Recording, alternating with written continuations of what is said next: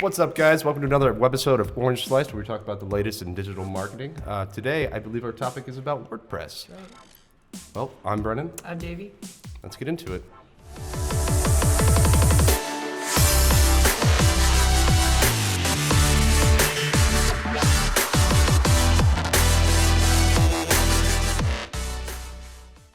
All right, so WordPress, let's talk about it a little bit. All right.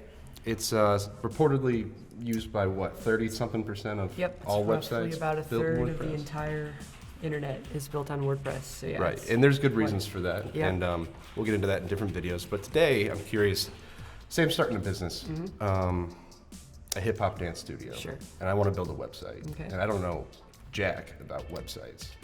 And so I go to WordPress.com, and then I see, wait a second, there's WordPress.org, there's all these payment plans. I don't know what to do, I get confused. Yep. So there are, like you said there too, WordPress.com is more of the public-facing part for commercial. So if you're looking to pay, if you have no idea what to do, if you don't have a host, you just want a WordPress site, that's probably where you're going to go. They offer payment plans, so they do all the hosting for you.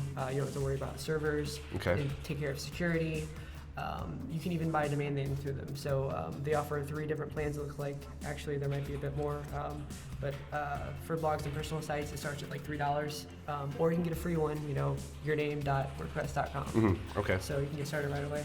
And does that mean like I get templates, features? Am I paying for more stuff? Like, because I don't know anything about sites, right? Right. So for my studio. So WordPress.com, yes. So you would get access to the full suite of WordPress plugins and themes, which are all free.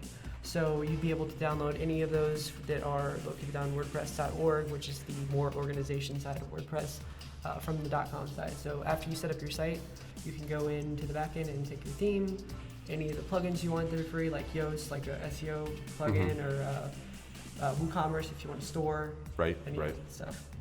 Okay, and so .com comes loaded with all these features that we pay for, Right. And they deal with things like hosting. And the .org, you said, is that something that you just run with and see what happens? So .org is more for developers or people who know what they're doing. So Okay. if you have a server and you don't want to pay WordPress.com to host you already, what you can do is go to .org, WordPress.org, and download WordPress. It's completely free.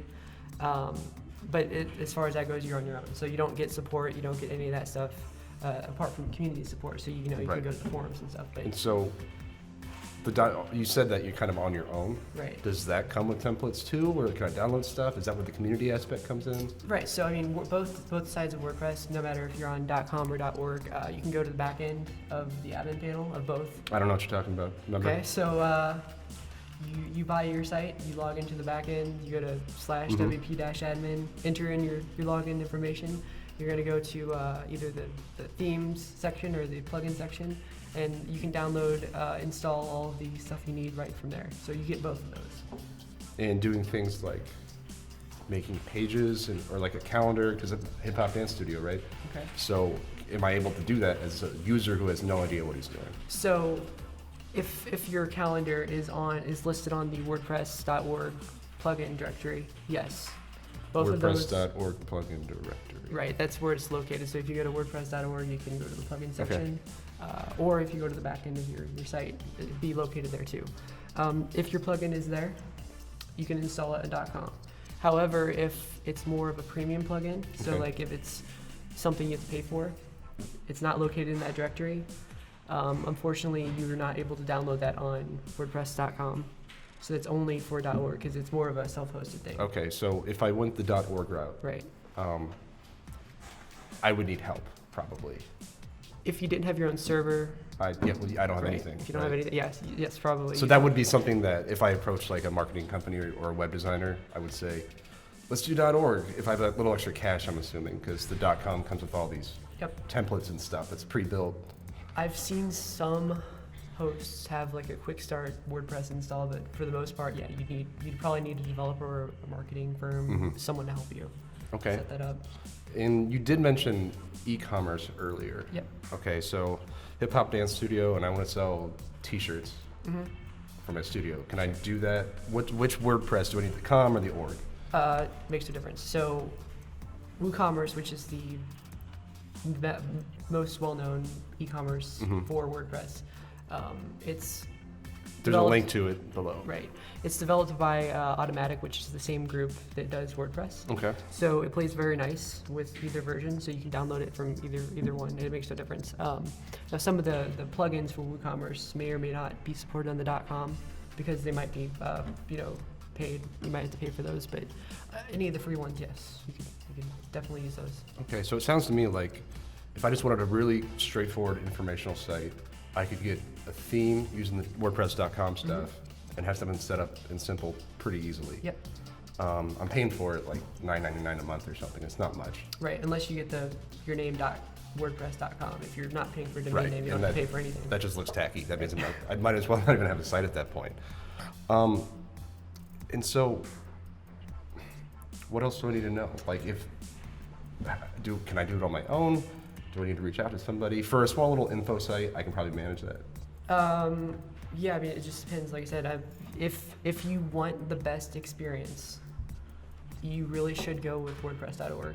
You should download it, have someone install it for you, pay for your own host. It's much better than, in the long run, it's much better than WordPress.com.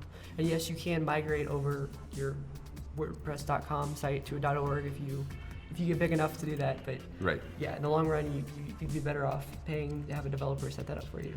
Okay, and I guess my last question for you is that, I'm a small business owner or medium business owner, whatever I am, and I want a site that actually does something, like helps market my business. And so I keep seeing terms like search engine optimization and all those other buzzwords that are out there.